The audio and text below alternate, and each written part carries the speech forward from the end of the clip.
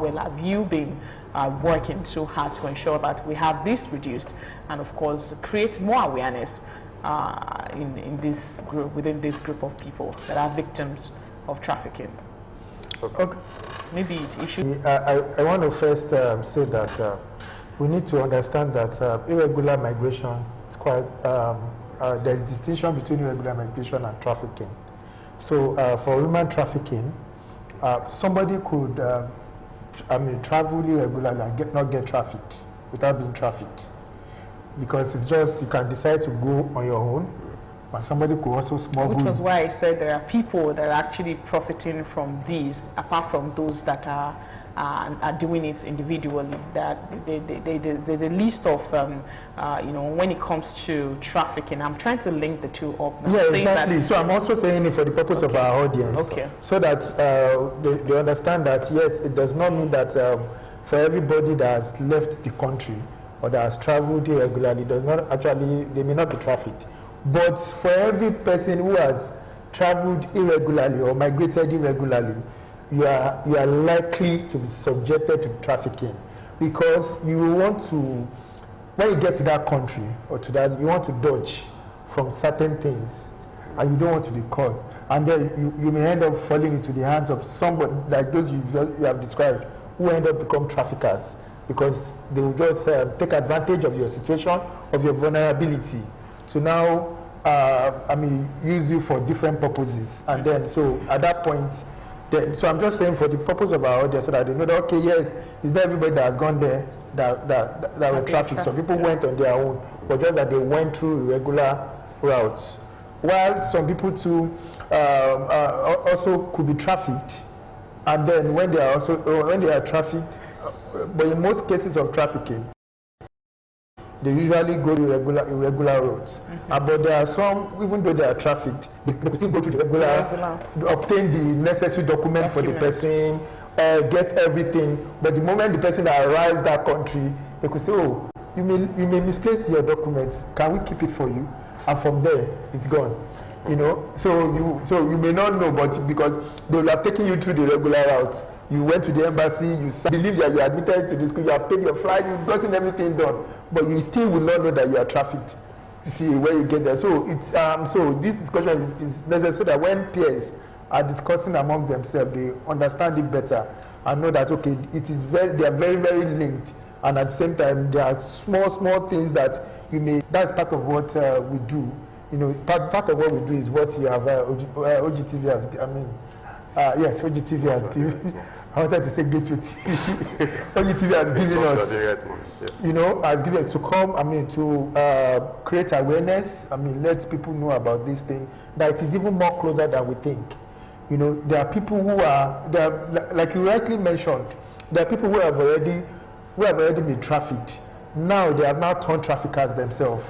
Why? Because in some instances, they want to escape from the traffic situation that they found themselves there. So they need to find somebody to replace them. So they will begin to say, sweet things to you over here. In fact, about 2 weeks ago, I went to one hospital, and then I met somebody. We were just discussing, and along the line, the person now gave me a list of, okay, we're talking about traveling. Okay, I heard the person telling one medical practitioner to that, oh, there's this opportunity if you want to. So the moment I heard the country, Burkina Faso, come on, Burkina Faso, and you know, for most trafficking, it is, you'll be surprised, you'll be shocked that from the reports, global reports, it is those countries that are in difficult situations, like there is the kind of fight that is going on. So when I saw the list, I saw everything.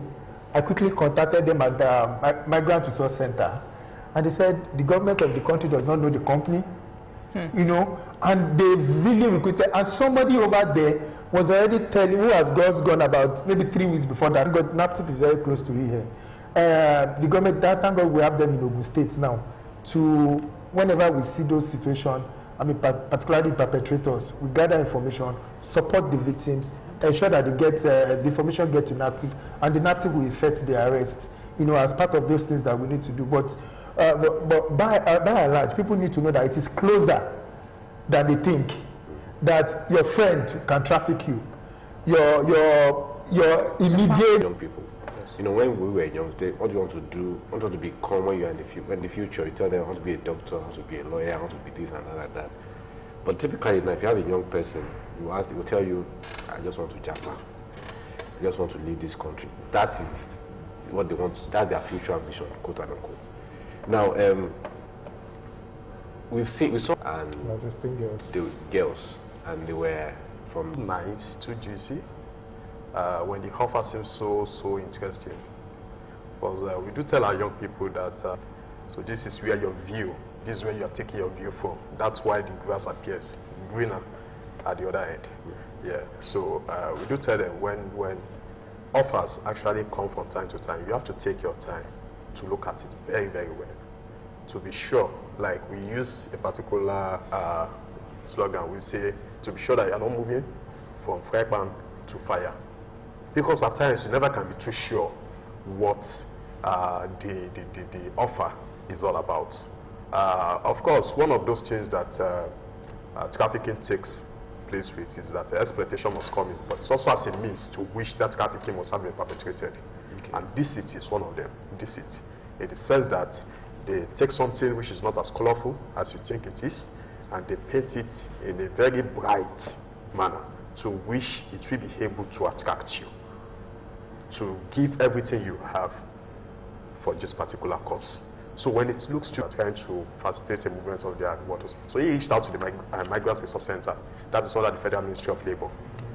So when he reached out to them, the Migrant Resource Center knows almost everything that has to do with. I've actually come across some offers on WhatsApp, on social media platforms, whereby some people will just message you and they will tell you that they have a job for you where you'll be earning as much as 250,000 a day. That offer looks too good. Where will you be able to get something as much as that? Even in foreign countries, even when you convert their currency down to, how will you be making 250,000 a day? And you see that, and in your own mindset, you see it as a very good opportunity for you to say no. When it looks too good, you have to be very careful, because it is not always as sweet as it is in other places. That is the very first one. Two, when you get these offers as well, you also have to be wary of the means by which it is coming through. Is it a means? Is it a source? I mean the source. Is it a source that you can validate? Is it a source? Because he mentioned something the other time. He said most of the people that you are being trafficked, trafficking usually occurs when you find out, you realize that it's always from people who are close to you. Those are the people that find it. We've had issues whereby we have friends trafficking their friends from Nigeria here, being already a victim of trafficking. Then such friend will turn to a trafficker in overseas. We turn to a trafficker, and you will begin traffic your people.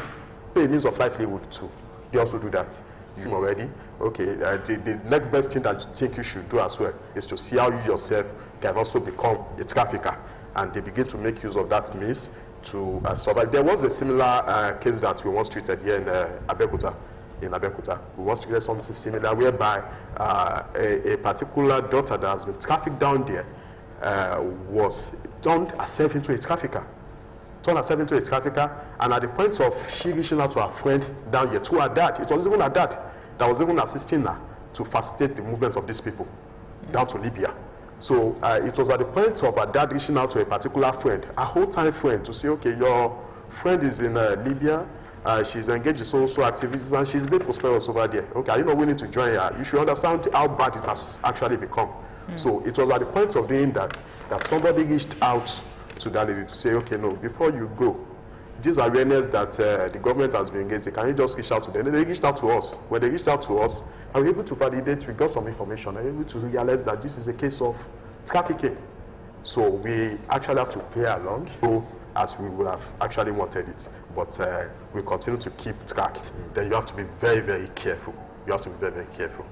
All right, Mr. Sonny, I would like to speak to that. I want you to add to this. Are there legal implications for anyone who is a trafficker? What are the consequences by the law or the federal government of Nigeria? There are huge consequences. There are huge consequences. Just as you know, the law is the law. And there are some people who are very smart, you know, so there is always one point of, one tiny lacuna will be existing in the law where people always take advantage of. But of course, there is the law, and I know that as at now too, it is even still being reviewed so that the law could get better. So, but in addition to what you have said, I'd like to also add that, you know, when they are telling you the routes, when it is seeming like this person will move from point A, like for example, when they move from point A from Abeokuta, that when you get to Idiroko, somebody will come and pick you. It's something. That is because traffickers have a great, very strong network. From here, from Nigeria here, till you get to Israel, you have people, they have connection. The connection is there. Somebody will just speak, so, and they are telling themselves, oh, he's here now, he's here now, he's here. But you would think that it is people that it's also going to be, that means it's a sign that, for you parents to know that it's a sign that your child is being trafficked.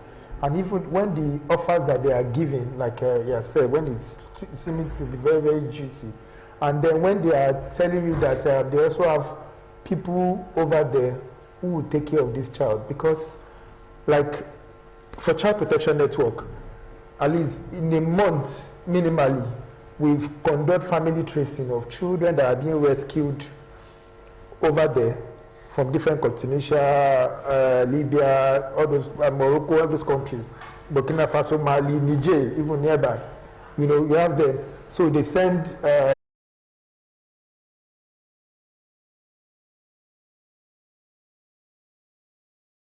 to need you were just gullible. You know, the things they would tell them,